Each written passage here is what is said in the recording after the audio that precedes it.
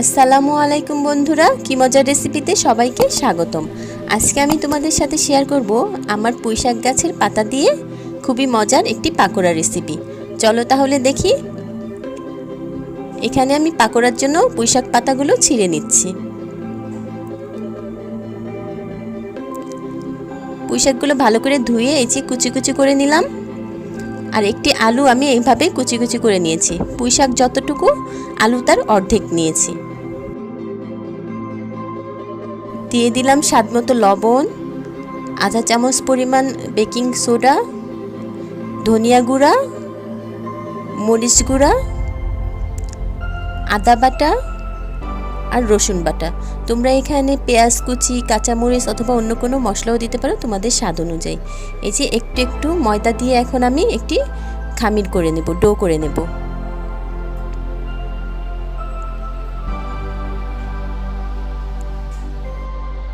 আরেকটু ময়দা লাগবে, তাই আরেকটু ময়দা দিয়ে নিলাম।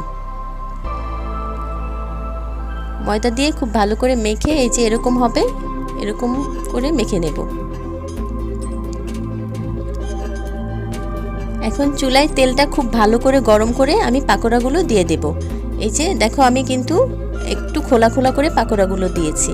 এখন মিডিয়াম আঁচে পাকোড়াগুলো আমি উল্টে পাল্টে ভেজে নেব, উপরটা ক্রিস্পি হয়ে আসা পর্যন্ত।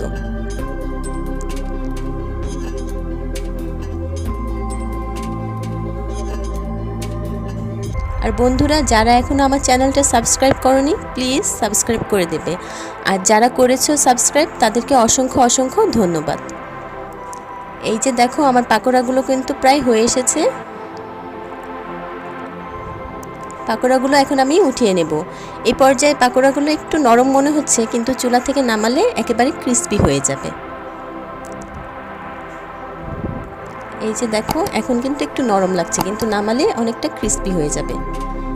এই যে আমি পরিবেশন করে নিলাম, দেখো কতটা ক্রিস্পি লাগছে।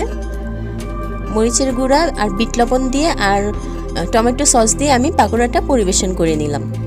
রেসিপিটা কেমন লাগলো অবশ্যই কিন্তু আমাকে কমেন্ট করে জানাবে। আজকের মতো খোদা হাফেজ, সবাই অনেক অনেক ভালো থেকো।